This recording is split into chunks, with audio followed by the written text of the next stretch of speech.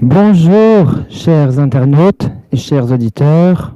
Bonjour à notre Dieu Jésus-Christ. Pour cette première émission, ma première émission, qui s'intitule Le cœur de Dieu. Alors, pourquoi le cœur de Dieu? Parce que Dieu est au centre de cette émission. Et le cœur de Dieu, c'est l'amour de Dieu, tout simplement. Et pour cette première émission, je suis accompagné de ma femme, Sandy. Bonjour, Sandy. Bonjour Sébastien. Et nous avons invité notre sœur Nazden. Bonjour Nazden. Bonjour Sébastien. Donc, c'est le thème qui s'intitule « Stop aux violences conjugales ».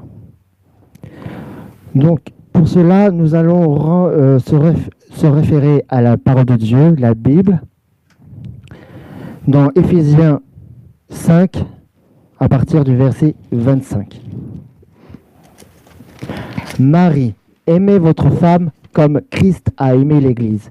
Il s'est donné lui-même pour elle, afin de la conduire à la sainteté, après l'avoir purifiée et lavée par l'eau de la parole, pour faire paraître devant lui cette Église glorieuse, sans tache, ni ride, ni rien de semblable, mais sainte et irréprochable.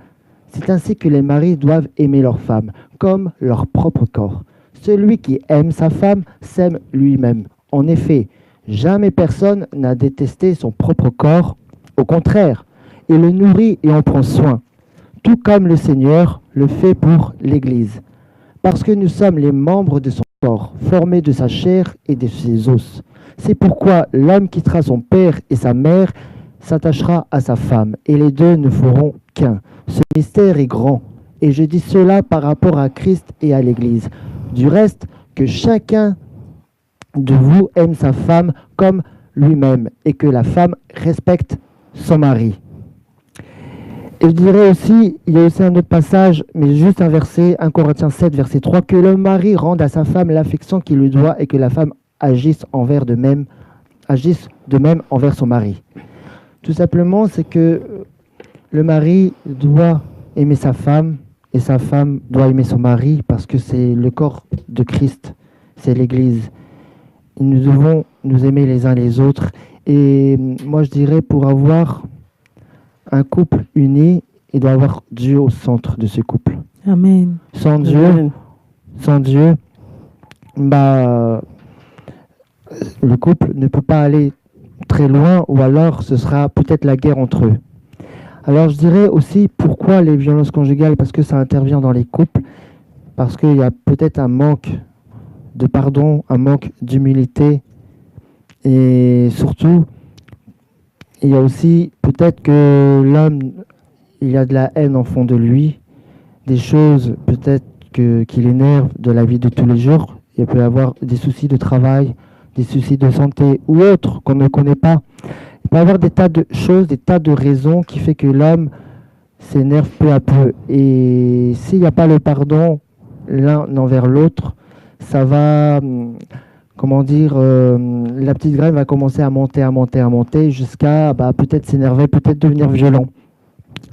Et tout simplement, il n'y a pas que les gestes, il y a aussi les paroles blessantes, les injures. Parce que le mari ne doit pas injurier sa femme ou le contraire aussi, parce qu'il y a aussi des violences verbales. Tout simplement, on doit rester dans l'amour fraternel, l'amour que Dieu nous a communiqué par Jésus-Christ, tout simplement. Donc, il ne faut pas rendre le mal pour le mal, ni l'insulte pour l'insulte, mais on doit se comporter de façon humble et on doit vraiment essayer de se comprendre l'un envers l'autre, la compréhension, c'est surtout ça. On peut avoir des petites tensions dans le couple, on va dire c'est normal, mais il faut toujours demander pardon. On cherche pas à qui a tort, qui a raison. Tout simplement, on doit vraiment, et c'est pour ça qu'on doit avoir Dieu dans notre cœur, dans notre vie, afin de vraiment réussir dans le couple, tout simplement. Alors, on va partager ce que Sandy a vécu dans son histoire au niveau des agressions verbales au temps passé. Elle va nous raconter son témoignage. Regardez d'abord. Moi, ce que je peux dire que dans ma vie d'avant, avec mon ex, j'ai subi des violences verbales en tant que mari et femme. Et c'était pas facile. Ça a été dur, vraiment. Et je conseille vraiment aux femmes de ne pas rester dans ce cocon familial parce que c'est pas évident. L'homme a le contrôle sur ta vie et on peut pas s'en sortir. Mais avec Dieu, s'il y avait les communications entre mon ex et moi, ce serait mieux passé. Mais Dieu connaît toutes choses. Et quand il y a la parole de Dieu, on peut s'en sortir. Et je peux dire que je dis à Dieu que ça s'arrête, que le Saint-Esprit soit au contrôle de toutes choses et que les violences, ça s'arrête dans les couples parce que c'est pas facile. Même ma mère, ma défunte mère, elle a subi ça avec son conjoint et c'était pas facile pour elle. Nous aussi, on prenait des violences dans la famille.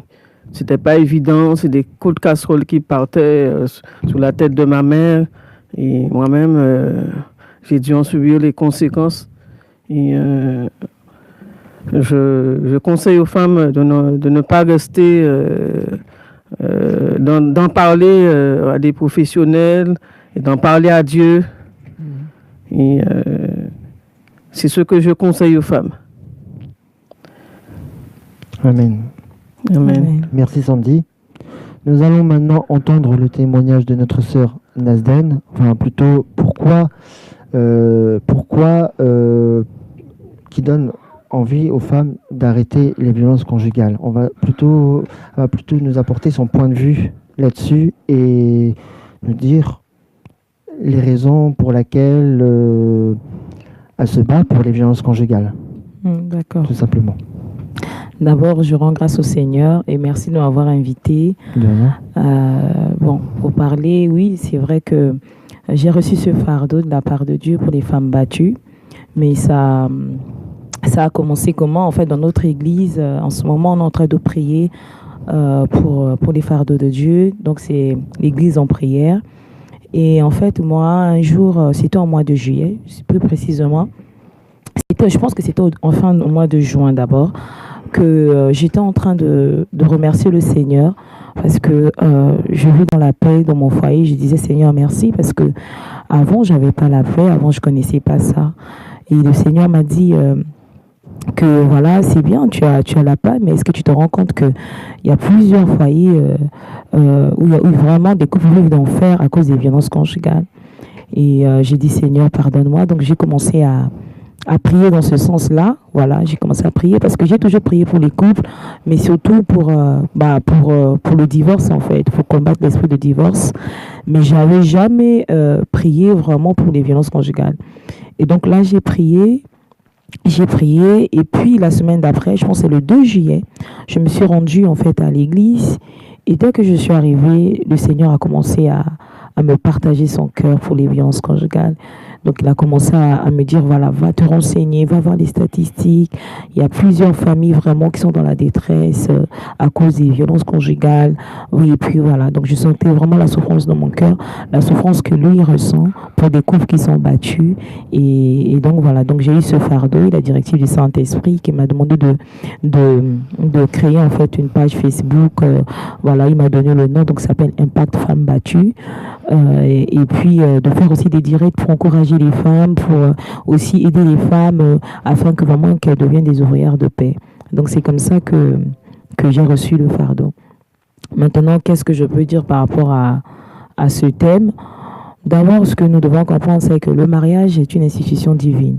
Voilà, donc ça vient de Dieu. Ce n'est pas la volonté de l'homme, mais c'est la volonté de Dieu.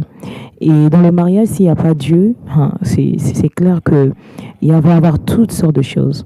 Il va y avoir même le divorce. Il y a plusieurs couples, beaucoup de couples, hein, plusieurs couples il y a des divorces tout le temps. Mais le divorce vient de l'ennemi. C'est l'ennemi, voilà. Il se cache derrière.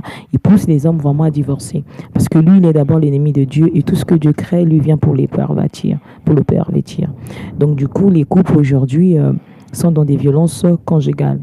Maintenant, comment faire pour arrêter les violences conjugales? C'est ça, parce que le thème, c'est stop aux violences conjugales. Bah, on peut pas s'en sortir sans Dieu. Ça, c'est clair. Sans Dieu, on ne peut pas s'en sortir. Il faudra qu'il y ait Dieu au centre. S'il n'y a pas Dieu au centre, on ne peut pas. Parce que l'homme qui commande des violences conjugales, les violences, en fait, ne veut pas le faire. Dans le livre de Romains, on voit l'apôtre Paul qui disait que le bien que je dois faire, voilà, je ne le fais pas. Et le mal que je ne veux pas faire, je me trouve à le faire. Donc, les hommes qui combattent leurs femmes, et en fait, voilà, ne le font pas parce qu'ils veulent le faire. Ils ne comprennent pas ce qui se passe. Parce que derrière, il y a d'abord l'ennemi qui est là, qui pousse les hommes à être violents. Et puis, quand on parle de violence, il y a plusieurs sortes de violences. Donc, il y a des violences qui sont physiques, des violences qui sont sexuelles, des violences qui sont émotionnelles, donc psychologiques, voilà, verbales, tout c'est des violences. Les violences aussi, des femmes aussi qui pratiquent la violence. Mais là, aujourd'hui, on est en train de parler, je pense, pour les hommes, hein, qui doivent vraiment arrêter avec la violence physique, sexuelle, voire verbale. Et donc, on peut dire stop. Moi, je suis d'accord avec ça, mais ils ne pourront pas de même. Un homme qui violente sa femme n'arrivera pas à arrêter de violenter sa femme par sa propre force. Comme la Bible dit, ce n'est pas par ta propre force, ce n'est pas par ta puissance, mais c'est par le Saint-Esprit. C'est le Saint-Esprit qui vient nous mettre en nous la capacité de pouvoir s'en sortir. Donc, les couples qui traversent des violences, en tout cas, ne pourront pas s'en sortir sans l'aide de Dieu. Vraiment, si une personne, la personne qui est en train de regarder ce direct, qui commet des violences, je suis sûre que si tu rentres en toi-même, tu verras que tu as déjà pris la décision d'arrêter, mais tu n'arrives pas. C'est comme s'il y a quelque chose qui te pousse toujours à frapper ton épouse. Parce que, en fait, nous sommes dans une guerre qui est spirituelle. L'ennemi est là. Voilà, il rentre dans des gens et puis pousse les gens à le faire. Ici, on voit bien, c'est d'abord un lien aussi. Un homme qui vient frapper sa femme, je pense qu'il a dû voir dans son entourage ces choses-là. On voit Sandy qui dit que sa mère, elle subissait ça. Je pense que toi aussi, tu me l'as dit dans le secret. Voilà. Donc, sûr. Tu peux aussi en parler. Bien sûr, j'attendais voilà. vous faire parler avant. D'accord. C'est l'honneur aux femmes d'abord. Merci. Voilà. Donc, alors moi aussi, je peux partager un point de vue d'un témoignage. C'est que dans les violences conjugales, il n'y a pas que... la femme qui peut subir, il y a aussi les enfants. Voilà, parce que, bon, après, peut-être que ça va peut-être déranger des personnes, mais peu importe. On est là, en fait, le stop aux violences conjugales, c'est pour dire arrête d'être violent envers ta femme ou envers ton mari. Mais c'est beaucoup plus d'hommes qui battent leur femme. Il y en a beaucoup plus qu'on ne le pense. Mais tout simplement, je peux parler parce que moi, j'ai un père qui était alcoolique, qui jouait au tiercé. Et que, oui, il mélangeait ses médicaments, il tapait ma femme, tapait ma mère, pardon. Excusez-moi. Oui, il n'y a pas de souci. Il tapait ma mère. Et ça allait jusqu'au bleu. Au point qu'elle était voir son médecin pour se faire arrêter de travailler. Ma mère travaillait dans un hôpital en auxiliaire puéricultrice. Donc, elle n'avait pas le droit de travailler avec tous ces bleus non plus. Donc, c'était... voilà. Et donc, elle a eu 13 ans de mariage.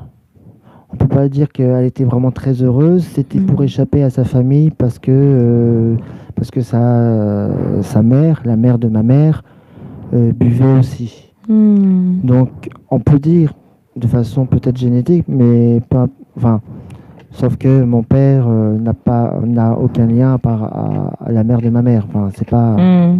Voilà. Bref. Mais du fait que ma mère elle s'est mariée avec mon père, par rapport du fait qu'elle voulait avoir sa vie, on va dire sa liberté voilà. Mais du fait que mon père était violent. C'était les assiettes qui volaient, les disputes qui n'en terminaient pas. Mais il y a aussi que ils nous tapaient aussi, nous les enfants qui subissaient. Quand ils perdaient à tiercé, c'était une claque chacun. Oh là là. Voilà, il y a des choses que je ne me rappelle pas que mon grand frère me le dit. On a été jusque des fois le visage en sang. Vous, les enfants? Oui. Enfin, voilà. Moi, je ne me rappelle pas du tout, mais j'ai mon frère qui me le disait. D'accord. Voilà. Parce qu'ils sont séparés, tes parents? Ils sont divorcés. Ah, d'accord. Voilà. Après, c'est pas pour minimiser quelqu'un non plus. C'est que malgré cela, j'aime quand même mon père, j'aime ma mère. Il n'y a pas de haine envers eux. Et d'abord, je tiens à dire au passage que mon père, il a donné son cœur à Jésus-Christ. Amen. En fait, c'était ma prière lorsque j'avais 18 ou 17 ans, je crois. Quand j'avais demandé à Dieu, mon seul souhait, c'est qu'il change le cœur de mon père. Et là, je pourrais vraiment revenir vers lui, voilà. Et bien, disons, on va dire, peut-être vers quand j'avais 29 ans, enfin, plus de 10 ans après. C'est vrai que mon père, Dieu a changé le cœur de mon père, il s'est donné à Christ, il s'est marié avec une chrétienne. Et par conséquent, j'ai obéi à Dieu. J'ai moi aussi donné ma vie à Jésus-Christ vraiment entièrement. Ah, gloire à Dieu. Amen. Voilà, parce que Seigneur. Amen. Parce que Dieu m'a montré le changement de mon père et du coup, même après ça, c'est que j'ai dormi chez mon père avec sa nouvelle femme. Enfin, voilà, sa nouvelle femme. Et je n'ai jamais eu peur, en fait. Dieu m'a vraiment restauré. Et quand j'ai vu mon frère qui était encore traumatisé par ça, mon grand frère, parce qu'il y a eu des séquelles psychologiques, il m'a dit, il a dit à ma mère, tu vas voir quand il va revenir, il va avoir des bleus partout.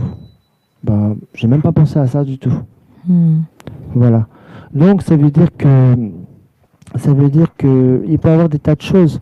L'alcool peut être déjà mes parents n'étaient pas chrétiens, ma mère n'est toujours pas chrétienne.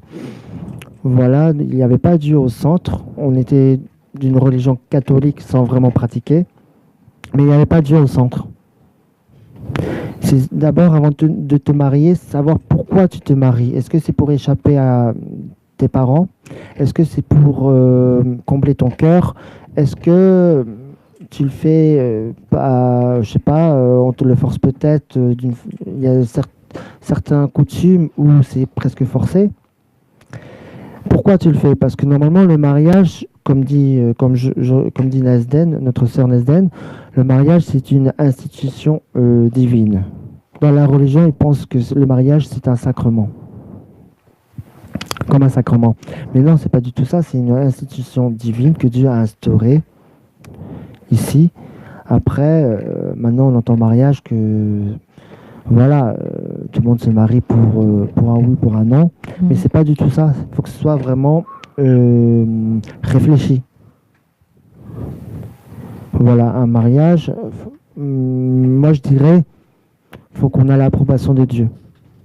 Un mariage qui ne vient pas de Dieu, ce sera un mariage qui sera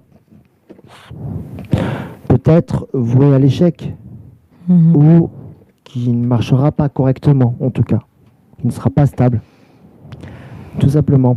Alors aussi c'est que le mari doit respecter sa femme avec par tendresse, prendre soin, parce qu'une femme ça a de la valeur.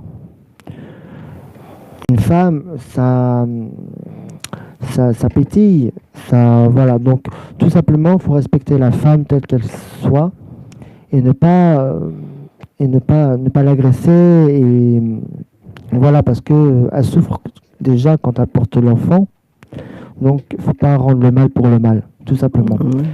Alors aussi que il y a des femmes, comme c'était le cas de ma mère aussi, qui ne disaient pas non. La peur quand quelqu'un est marié, la peur parce qu'il y a les enfants, la peur du divorce, savoir où je vais aller après, qu'est-ce que je vais faire avec mes enfants. Eh bien, si tu as des amis, réfugie-toi chez tes amis, mais parle-en et si possible à un médecin qui te conseillera. Puis si tu es chrétien, chrétienne, parle-en à ton pasteur. Il te conseillera aussi. Mais Voilà. d'accord. Oui, tu voulais dire quelque chose? Oui, en fait, ce que je voulais dire, moi j'ai un passage qui est important, qui dit: Femmes, obéissez à votre mari comme vous devez le faire dans le Seigneur. Marie, aimez votre femme et ne soyez pas durs avec elle. Voilà, donc c'est dans le livre de Colossiens 3, à partir du verset 18. On demande au mari de ne pas être trop dur avec sa femme. Donc, quand on dit trop dur, c'est un peu tout, quoi, trop dur. Donc, tu ne dois pas lever la main sur ton épouse. Maintenant, comme je disais tout à l'heure, je ne pense pas qu'il y ait un homme qui veut taper sa femme. Je pense pas non plus qu'il y a une femme qui veut taper son mari. Mais le problème, c'est que là, on est d'abord dans une guerre spirituelle. C'est l'ennemi qui pousse les gens à le faire. Maintenant, quand on est païen, voilà, on ne croit pas que Dieu existe, ou on croit juste que Dieu existe, mais on n'a pas remis sa vie. Parce que c'est ça, en fait. Ça va être très, très difficile. La solution, c'est Jésus-Christ. C'est Jésus-Christ qui est la solution, qui vient transformer les foyers. Peu importe la manière dont vous êtes mariés. Aujourd'hui, vous êtes là, il y a des violences conjugales. Après, il y a, comment dirais-je, il y a des violences où tu sais que tu es en danger de mort. Ou vraiment, quand ton mari te frappe, vraiment, tu vois le diable en personne. Là, tu dois te mettre à l'abri. Un conseil, parce que là, on va dire aux gens: stop, violence conjugale. Ils veulent savoir, mais stop, mais qu'est-ce qu'il faut faire? On est mariés, on a des enfants. Qu'est-ce qu'il faut faire? Ce qu'il faut faire, si tu vois que tu es en danger de vie, tu ne peux pas rester. Tu dois te mettre à l'abri. Tu ne vas pas divorcer d'abord. Tu vas te mettre à l'abri. Tu cherches un endroit ou une famille, une amie. Tu es hébergé là-bas. Et puis là, tu cherches Dieu. Tu parles à Dieu. Tu remets ton sort, ton problème vraiment au Seigneur. Et le Seigneur va t'aider.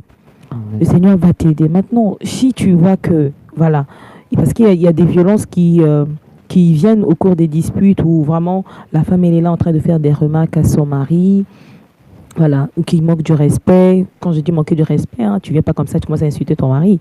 Peut-être que voilà, il prend de l'alcool, il rentre sous, il vomit, voilà. Là, tu demandes la sagesse au Seigneur, tu demandes au Seigneur de te donner vraiment de la patience, de la maîtrise de soi surtout.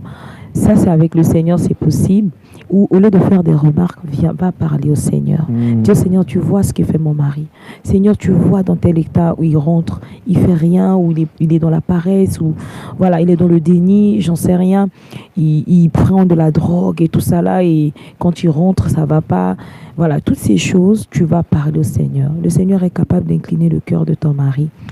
Vraiment, en fait, si tu as Dieu comme ami, comme confident, comme vraiment celui à qui tu comptes vraiment, Dieu va se glorifier. Parce qu'en fait, peu importe qu'il y ait des violences, ce que Dieu veut, c'est se glorifier.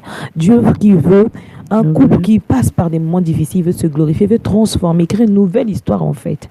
Dieu veut toujours se glorifier. Là où le diable est, il est là, il pousse vraiment cet homme à frapper sa femme, Dieu, ce qu'il veut, c'est se glorifier, entrer dans cette famille, entrer dans ce mariage, écrire une nouvelle histoire où cet homme était violent, il peut aller témoigner, voilà, j'étais violent, je frappais ma femme, mais j'ai rencontré Jésus, ma vie a changé. Un peu comme l'apôtre Paul qui était seul. Et lui, qu'est-ce qu'il faisait? Il tuait, hein, il persécutait l'église. Mais le jour qu'il a rencontré Jésus, Paul, il a été transformé, il est devenu Paul, il est devenu doux, il ne pouvait plus faire du mal. Il travaillait pour le Seigneur, il a écrit les épîtres. Vraiment, c'était un homme vraiment qui a rencontré le Seigneur. Donc voilà, donc le conseil c'est ça.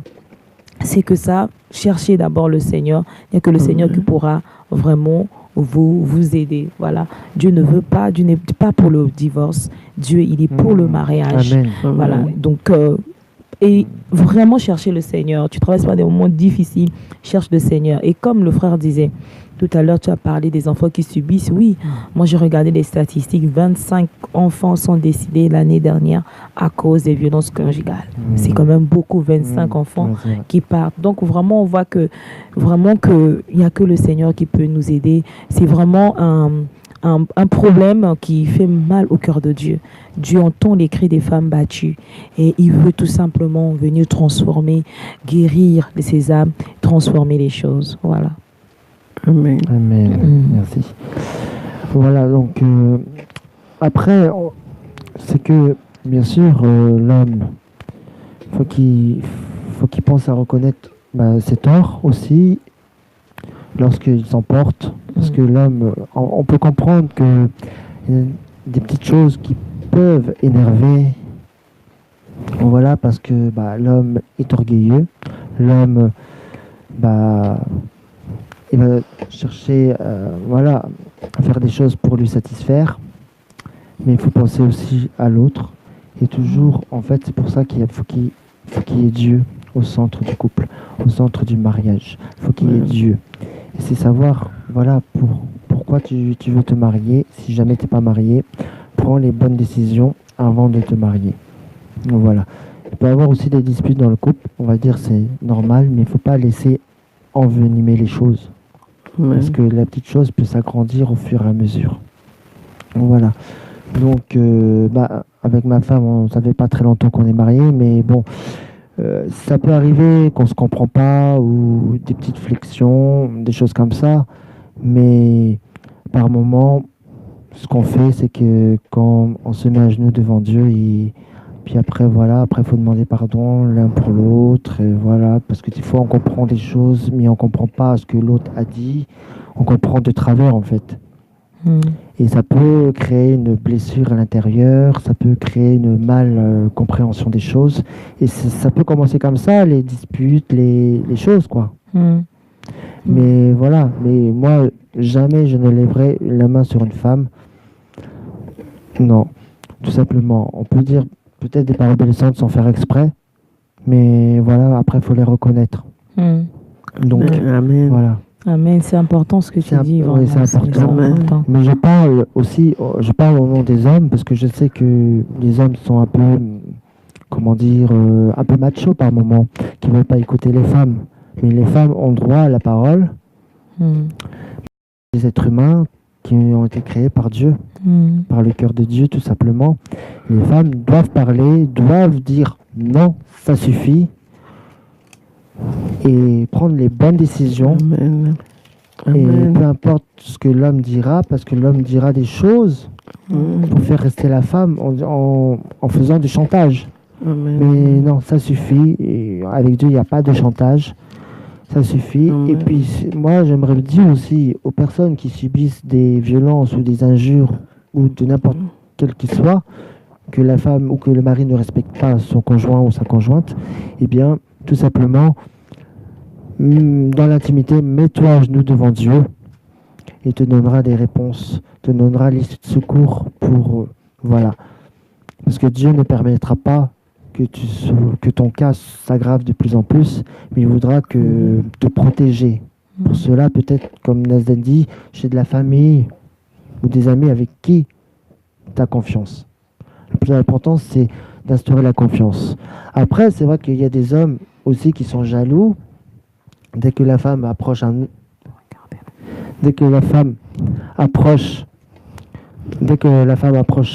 homme, le mari peut devenir jaloux. Mais tout simplement, ce n'est pas la jalousie. Faut pas qu'il y ait la jalousie c'est le diable qui met ces choses dans la tête afin de créer une dispute, afin de créer quelque chose de mauvais dans le cœur. Parce que le cœur de l'homme est mauvais, ce que la Bible dit.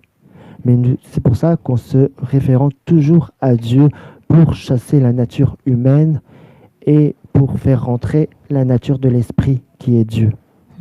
Sans cette nature-là, si on laisse que la nature humaine, ça va pas aller correctement. Tout simplement. Voilà, donc Sandy, si tu voulais peut-être rajouter quelque chose par rapport à la femme et comment la femme doit vraiment dire non, ça suffit, toi qui es une femme de caractère. Ce que je dirais à la femme, c'est de prendre autorité pour dire non aux violences conjugales. Moi, c'est ce que j'ai fait. Et ce qui a créé un divorce, parce que on n'était pas compatibles, moi et mon ex-époux. Et j'ai pu prendre l'autorité pour dire, c'est terminé.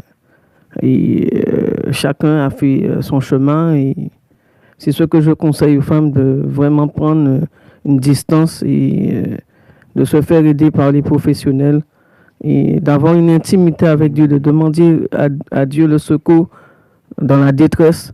Et je vais jamais oublier un verset qui m'a vraiment touché.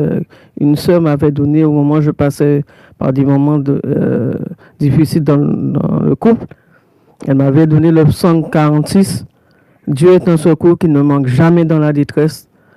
Et c'est pour cela que nous sommes sans crainte quand la mer est bouleversée. Alors Dieu est ton secours dans la détresse. Alors cherche Dieu pendant qu'il est temps, pendant que tu passes par des moments difficiles dans ton couple. Cherche à avoir une intimité avec Dieu et demande le secours chez le médecin, chez les professionnels, chez les amis, chez les frères. Et moi, j'aime bien dire une chose, excuse-moi ma soeur. oui. En fait, tu vois, je travaillais cette semaine, j'avais un dossier, c'était un psychologue. Et ce psychologue, en fait, on avait son dossier, il avait un acte de divorce. Tu vois, même les psychologues, ils se divorcent, ils ne comprennent pas. Ils reçoivent des gens qui sont en difficulté, mais eux-mêmes, ils n'arrivent pas parce que c'est dur. En fait, ça, c'est moi. Même parce que des psychologues, on va voir les psychiatres, eux-mêmes, ils ont des problèmes qu'ils n'arrivent pas à faire face. Oui. Donc, même si on va les voir, ils ne peuvent pas guérir là. Oui, c'est Jésus qui guérit. Voilà. Donc, la solution, vraiment, c'est Jésus. C'est Jésus qui est la solution.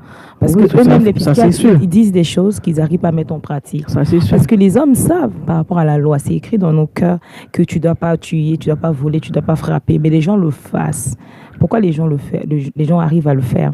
Parce que l'ennemi est là, parce que la chair est corrompue. Mais qui va mettre la capacité à un homme ou à une femme de ne plus le faire? Oui, c'est Jésus. Voilà, c'est Jésus-Christ. Maintenant, même les amis, quand on va se confier, le meilleur confident, c'est le Seigneur. Mais il faut avoir des amis. C'est vrai que Dieu parle tantôt d'une manière, tantôt d'une autre. Oui, mais tout à fait. c'est mieux d'avoir des amis qui ont une relation avec le Seigneur. Amen. Des amis qui peuvent te conseiller selon la parole de Dieu. Oh, ça, c'est Parce qu'il y sûr. en a qui vont demander aux amis et qui les conseillent mal. Et parce qu'eux-mêmes aussi vivent des problèmes qu'ils n'arrivent pas. Ils ne savent pas. Donc, il faut savoir, il faut demander au Seigneur à qui je peux aller demander de l'aide.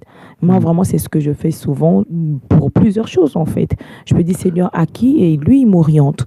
Voilà, même si j'ai besoin de quelque chose, vraiment, c'est important. Mais là, nous sommes en train de parler. Le problème, c'est que c'est vrai qu'il y a des violences dans le corps du Christ, je vais dire, dans des couples chrétiens. Oui, ça, c'est sûr. Mais il y a plus de ceux qui ne sont pas encore en Christ. Maintenant, comme tu as dit, ceux qui sont dans le Seigneur, il y a le pasteur qui est là. Ils vont voir, en tout cas, le pasteur pour avoir des soins pastoraux. Voilà, pour avoir une écoute aussi, une orientation. C'est important. Mais les païens, qu'est-ce qu'ils vont faire? C'est sûr qu'ils vont voir des professionnels, comme tu dis. Ils vont voir des psychologues, des psychiatres, se confier aux amis. Ou un médecin. Voilà.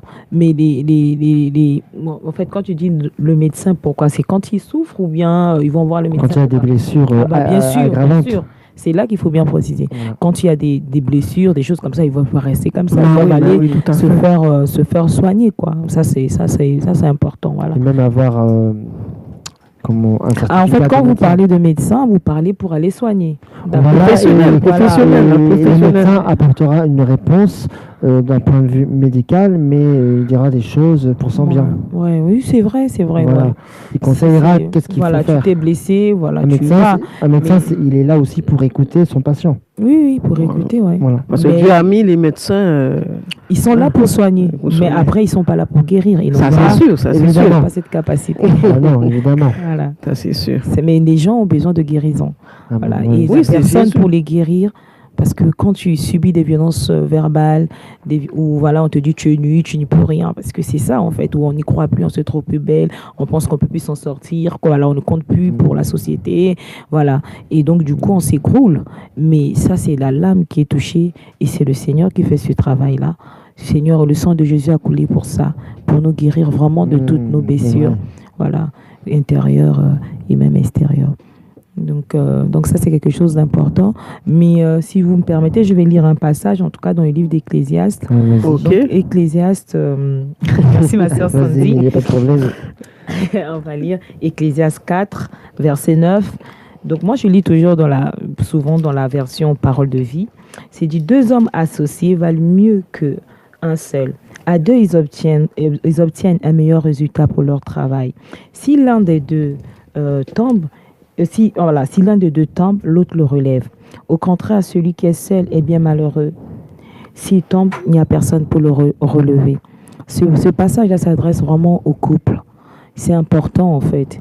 Quand on est deux personnes, il y a un qui tombe, l'autre le relève. Et l'ennemi l'a compris en fait. Amen. L'ennemi l'a compris, voilà pourquoi il passe là pour envoyer des disputes, des violences. Parce que quand il y a des violences, en fait, il n'y a plus l'unité.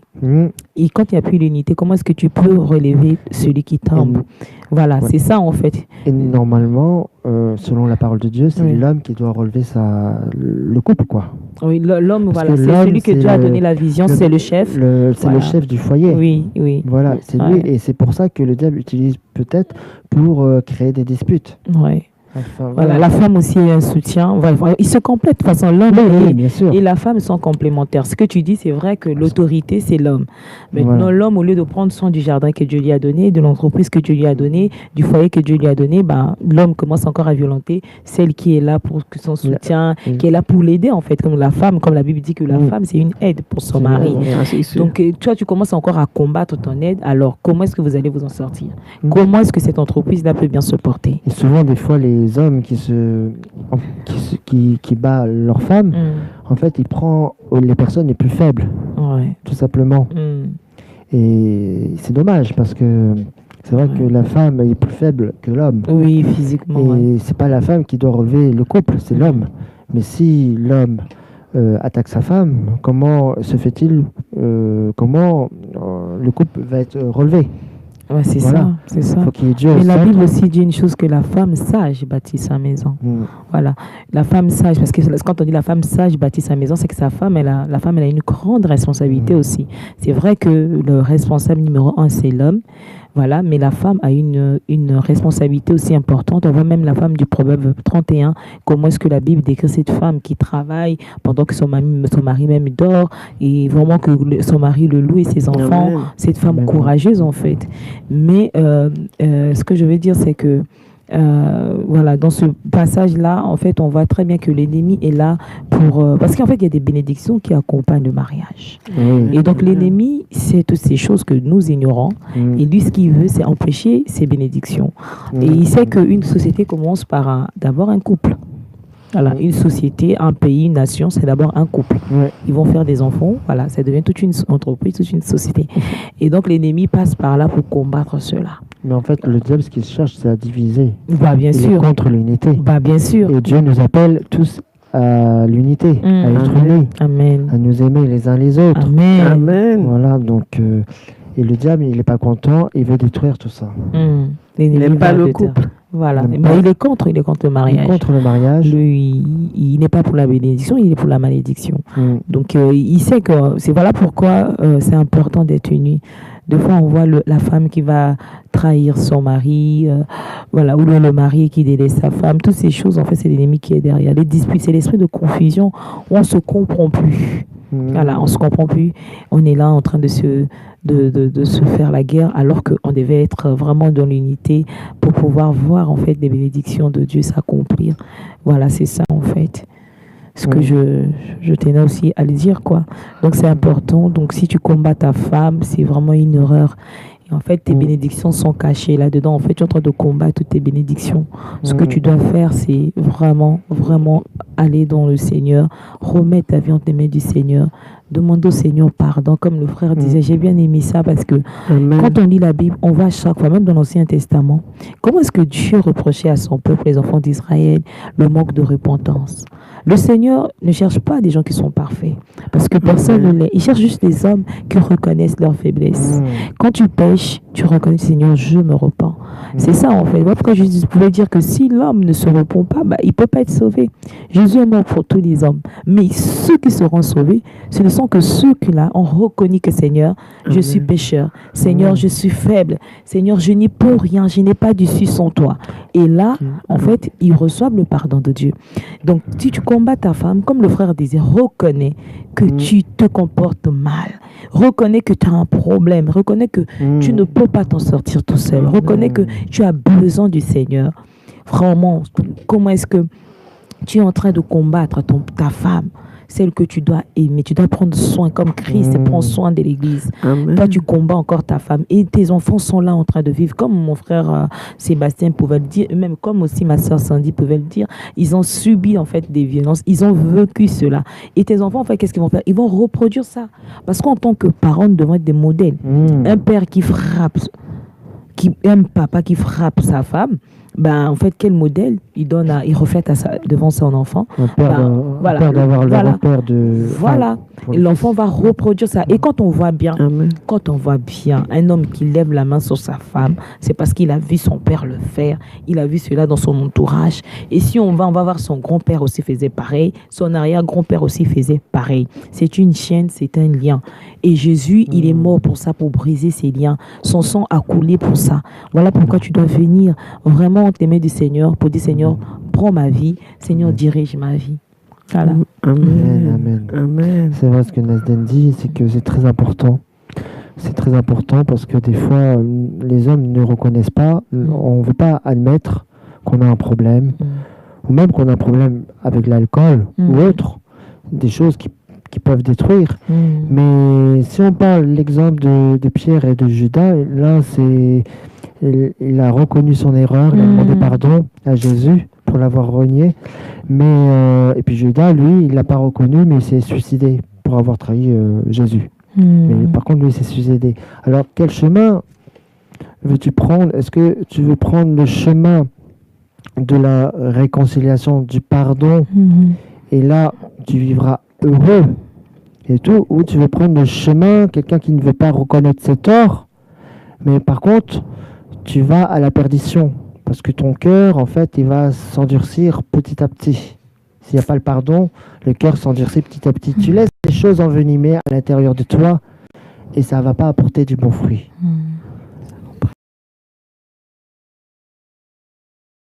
Oui,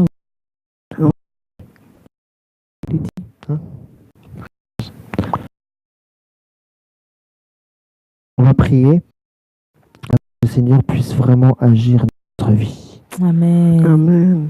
Seigneur Jésus, merci Seigneur pour ce beau thème que tu nous as inspiré. Je te remercie Seigneur. Merci pour mes sœurs qui m'ont accompagné Seigneur. Merci beaucoup. Je ne connais pas la vie de chaque personne qui nous regarde Seigneur Jésus. Je ne connais pas. Priez aussi pour les hommes afin qu'ils puissent vraiment reconnaître leur tort, que tu puisses changer leur cœur. Amen. Parce que la racine des maux, c'est le cœur, Seigneur. Alors, dirige ces personnes afin qu'ils puissent vraiment arrêter, qu'ils puissent vraiment admettre et demander à quelqu'un de confiance de les aider, Seigneur Jésus. Amen. Mais aussi de s'agenouiller devant toi. Parce qu'il n'y a que toi qui peux changer les cœurs des gens. Alors change les cœurs, Seigneur. Merci, Seigneur, pour toutes ces personnes. Je te remercie, Seigneur. Je parle aussi au nom des femmes, Seigneur, que tu puisses vraiment donner la force de pouvoir arrêter tout ça et de pouvoir vraiment mettre un terme à ces violences, Seigneur. Ou que ce soit verbal, physique, peu importe, mais que tu mets un terme, Seigneur, qu'elle puisse voir quelqu'un de confiance. Je ne sais pas qui, mais quelqu'un de confiance. Alors, Seigneur, mets ces personnes, qu'elles s'agenouillent devant toi aussi, pour avoir de l'aide auprès du Saint-Esprit. Alors, dirige toutes ces personnes. Je te remercie, Seigneur Jésus, parce que toi, tout ce qui est impossible pour toi est possible. Tout est possible à celui qui croit. Il suffit de croire. Et puis, Seigneur Jésus, pour ceux qui ne croient pas en toi, eh bien, Seigneur, que tu puisses te révéler à eux, que tu puisses changer leur cœur, se détourner de leur mauvaise voie pour se tourner vers toi, Seigneur. Parce que tu es le plus bel amour qui soit sur cette terre, Seigneur Jésus. Amen. Merci, Seigneur, parce que tu vas bientôt revenir, Seigneur. Change les cœurs de chaque personne, qu'on puisse dire non aux violences conjugales. Dire stop aux violences conjugales. Ça suffit. Alors dirige ces personnes, ces cœurs, Seigneur. Je t'en supplie, Seigneur. Merci, Seigneur, mon Dieu. Je t'ai prié dans le précieux nom de Jésus-Christ. Amen. Alléluia. Amen. Amen. Amen. Amen. Merci, Amen. Seigneur. Alléluia. Merci, Seigneur. Merci, Seigneur Jésus. Alléluia. Alléluia. Amen. Moi, pour finir, en fait, je vais tout simplement inviter des personnes qui vont regarder vraiment cette vidéo à remettre vraiment leur vie entre les mains du Seigneur. Je sais que tu ne veux pas faire cela. Le Seigneur le sait. Le Seigneur sait que tu ne veux pas faire cela. Tu ne veux pas lever la main sur ta femme, mais il y a une puissance qui te pousse à le faire. Tu entends une voix qui te dit, quand elle frappe-la, frappe-la. Mais ça, c'est pas la voix de Dieu. C'est pas la voix de celui qui t'a créé, de celui qui a créé le mariage. Le mariage, il y a vraiment, vraiment, vraiment des bénédictions qui accompagnent. Il y a un bonheur. Beaucoup de gens aujourd'hui ne veulent plus se marier car ils sont déçus. Des gens mariés se faire la guerre. Ils ne veulent plus se marier. Mais le Seigneur est là. Invite le Seigneur. Moi, je te prie vraiment de rentrer en toi-même, de reconnaître que tu es faible, de reconnaître que le bien que tu veux faire, tu ne le fais pas. Le mal que tu ne veux pas faire, que tu le fais. Donc, je t'invite à te réconcilier avec ton Créateur en faisant cette courte prière qui peut paraître vraiment mais c'est vraiment le Seigneur qui va venir dans ta vie, qui va venir transformer ta vie. Mais vraiment, prie avec nous. Répète cette prière de tout ton cœur. Dis, Seigneur Jésus, je viens aujourd'hui te confier ma vie. Seigneur, je n'en peux plus de ces violences. Seigneur, je ne veux plus frapper mon épouse. Seigneur, je n'y arrive pas. Mais j'ai entendu que toi, tu sauves. J'ai entendu que toi, tu délivres. Seigneur, délivre-moi. Je sais que ton sang a coulé à la croix. Seigneur, pour moi, aujourd'hui, je te demande pardon. Je te demande pardon, Seigneur, prends ma vie. Fais de moi un homme nouveau, un homme qui peut aimer, un homme qui peut protéger sa femme, un homme qui peut prendre soin de sa famille, un homme qui va aller parler de toi, témoigner de ton amour, témoigner de ce que tu vas faire dans ma vie, Seigneur. Merci, Seigneur, au nom de Jésus. Amen. Alléluia. Amen. Amen. Amen. Donc, nous sommes arrivés à la fin. Amen. Amen. Donc, pour clôturer, merci de nous avoir...